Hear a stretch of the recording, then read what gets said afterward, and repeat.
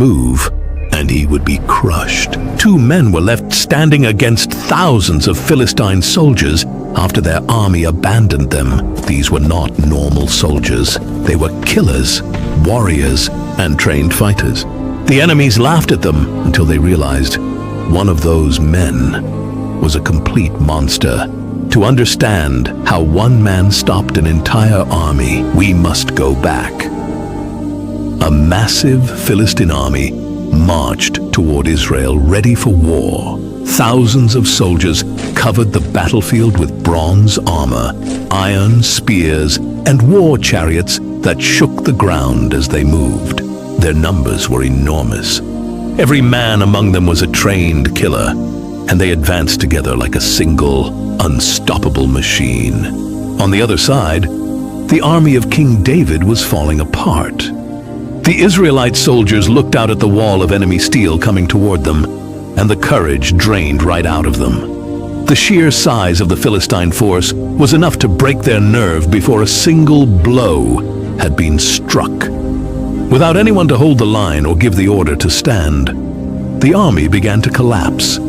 First, the men on the edges turned and ran. Then, the middle followed. Then all of them, every soldier, dropped their weapons and fled toward the mountain passes. Desperate to get away, the valley went quiet. Where thousands of men had stood moments before, there was now only empty space and the sound of wind moving through a barley field. But 2 men had not moved. Eleazar, the son of Dodo the Ahohite, stood his ground. He came from the Ahohite clan of the tribe of Benjamin, and he was one of the 3 mighty men, the very top rank of King David's elite warriors. Standing beside him was the king himself. While every other soldier ran, these 2 stayed exactly where they were. David scanned the approaching enemy, his jaw tight. "They come for the field," he said quietly. "If we give it to them, we give them the road." Eleazar's eyes didn't leave the Philistines. "Then we don't give them the field." David looked at his warrior for a moment. Eleazar's hands were steady. There was no fear on his face, no sign that his mind was considering retreat. David gave a single nod. "Stand with me," the king said. "I haven't moved," Eleazar replied. The Philistines kept coming. A commander near the front pointed at the 2 lone figures still standing in the middle of the empty valley. These kids think they can defeat an entire army? Laughter broke out among his men. They had come expecting a battle and had watched an entire army run away. Now just 2 men stood in their path. It seemed almost funny to them. They were not laughing for long. But what Eleazar could not have known that morning was that this day, great as it was, would be only the beginning of what God still had ahead for him.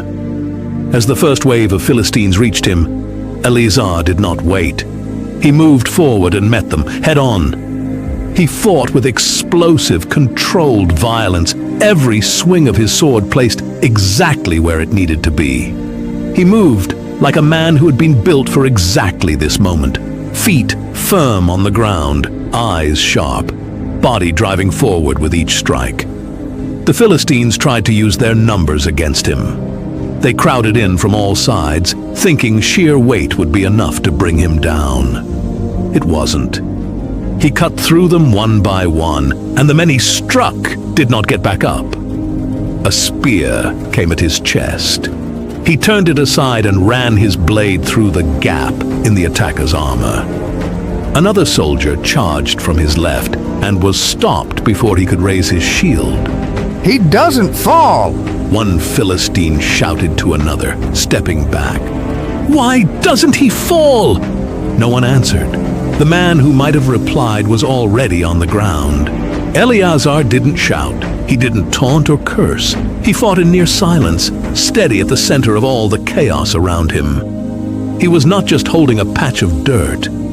He was holding the future of his people. The sun climbed higher. The fight went on. Every strike of his sword, every block of a shield coming at him, Every step he took cost him more energy than the last. His muscles burned. His lungs worked hard, but he did not stop. As 2 Samuel 23:10 tells us, the men of Israel had gone, but he stood firm and kept striking down the Philistines until his hand grew so tired it froze to the sword. That is not just a way of speaking. His forearm muscles, pushed far beyond what they were meant to handle, stopped responding. His fingers locked around the leather-wrapped handle and could not open. His sword hand and his sword had become one solid thing. He couldn't release the blade even if he had wanted to, but he didn't want to. He kept fighting, swinging from the shoulder, driving forward with his whole body.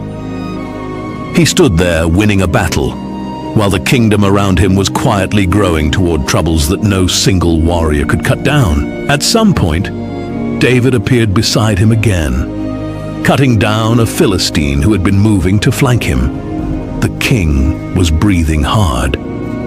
"Your hand," David said between breaths, glancing at the frozen grip. "It holds," Eleazar said. "It's locked to the hilt." "Then I'm locked to the hilt," Eleazar said, and drove forward again. David said nothing more. He fought alongside his warrior, and together they held the center of that barley field, while the Philistine force, which had arrived laughing, began to crack. Slowly at first, then all at once, the enemy started falling back. The Lord brought about a great victory that day. The stand Eleazar and David made gave the momentum back to Israel. From the hills above, the soldiers who had fled began to hear something different in the noise below. Not the sound of a slaughter, but the sound of the enemy retreating. They came back down. They reached the valley and found the barley field defended, the Philistines broken, and 2 men still standing where the whole army had once stood. There was nothing left for the returning soldiers to do but collect the weapons and supplies the Philistines had dropped as they ran. The hard work was finished. The men who had fled came back to take the reward of a battle they had not fought. Some of them couldn't look Eleazar in the eye as they passed. Others placed a hand on his shoulder without saying a word. What could they say? A young soldier stopped in front of him and stared at the hand still locked around the sword. He started to speak. "Don't!" said an older soldier behind him, pulling him away by the arm. Even so, Eleazar rested easy that night, not knowing that the kingdom he had just saved was already being tested from within. Eleazar's place among the mighty men was beyond question. He was not someone who chased fame. He was a man who had made a commitment and intended to keep it, no matter what keeping it cost him. Being one of the 3 meant being ready to face situations where the odds made no sense. He had faced the very edge of what a human body can take. His name, Eleazar, means God has helped in Hebrew, and it described exactly what he had experienced that day. He knew without any doubt that what had kept him standing went beyond his own strength. That evening, around the fire, an older soldier leaned toward him. "What were you thinking?" the man asked. "When everyone else ran and you stayed?" Eleazar turned a piece of bread slowly in his hands. He was quiet for a moment. "I wasn't thinking," he said. "I was standing." The older man nodded slowly, as if that were the fullest answer anyone could have given. Maybe it was. The story was written down and kept so that no generation would forget it. It is recorded in 1 Chronicles 11:12-14 that the Philistines gathered at Pasdamim, that there was a field of barley, that the people fled, but that Eleazar and David held their ground in the middle of that field and struck the Philistines down. The Lord brought a great victory Children grew up hearing his name. Young soldiers who were new to David's service would try to catch a glimpse of him in the training yards, hoping to spot whatever it was that made him different. They rarely found it by looking. It wasn't visible in how he stood or how he spoke.